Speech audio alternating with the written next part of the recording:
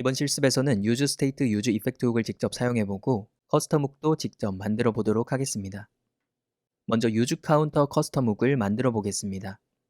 앞에서 VS 코드로 create react 앱을 이용해 만든 프로젝트를 엽니다. 그 다음 화면과 같이 챕터 07이라는 이름으로 폴더를 하나 생성합니다.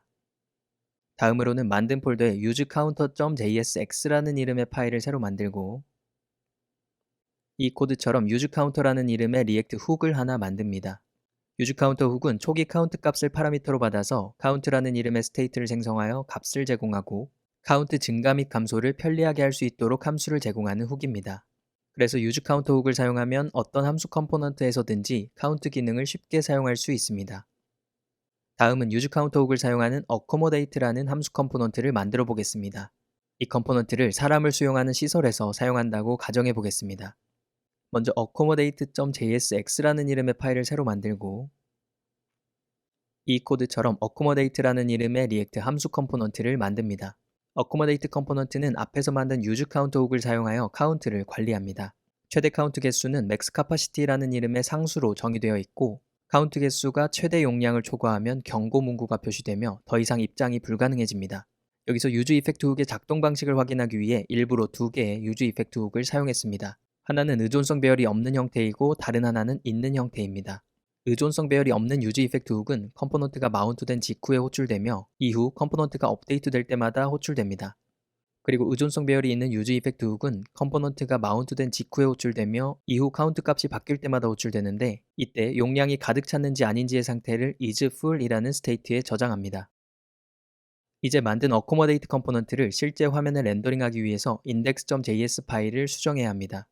화면에 표시된 부분을 참고하여 수정해 줍니다.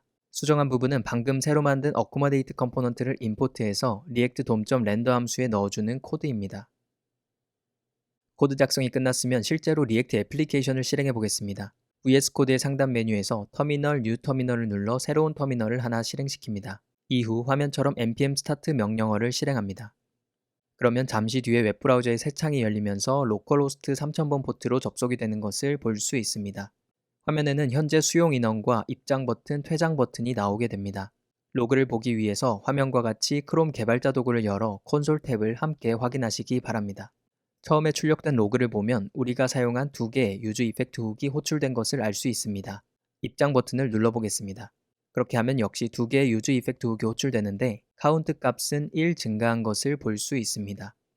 여기서 의존성 배열이 없는 use effect 훅이 호출된 이유는 컴포넌트가 업데이트 됐기 때문이고 의존성 배열이 있는 use effect 훅이 호출된 이유는 카운트 값이 변경되었기 때문입니다.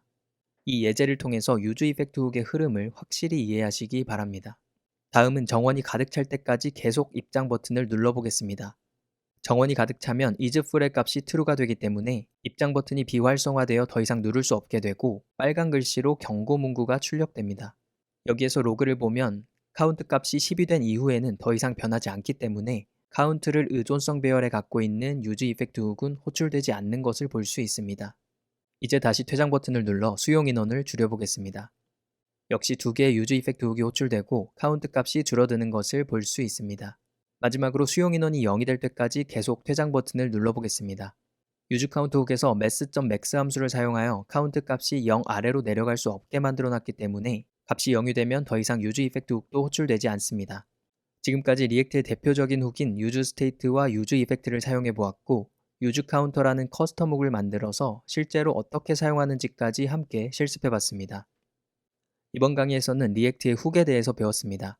useState, useEffect 등과 대표적인 훅들에 대해서 배웠고 훅의 규칙과 커스텀 훅에 대해서도 배워봤습니다. 이번 강의에서 배운 내용의 양이 꽤 많은데 훅은 그만큼 중요한 부분이기 때문에 이해가 되지 않는 부분이 있다면 강의를 여러 번 반복해서 들으시기 바랍니다. 다음 강의에서는 이벤트 핸들링에 대해서 배워보도록 하겠습니다. 지금까지 소프리였습니다. 감사합니다.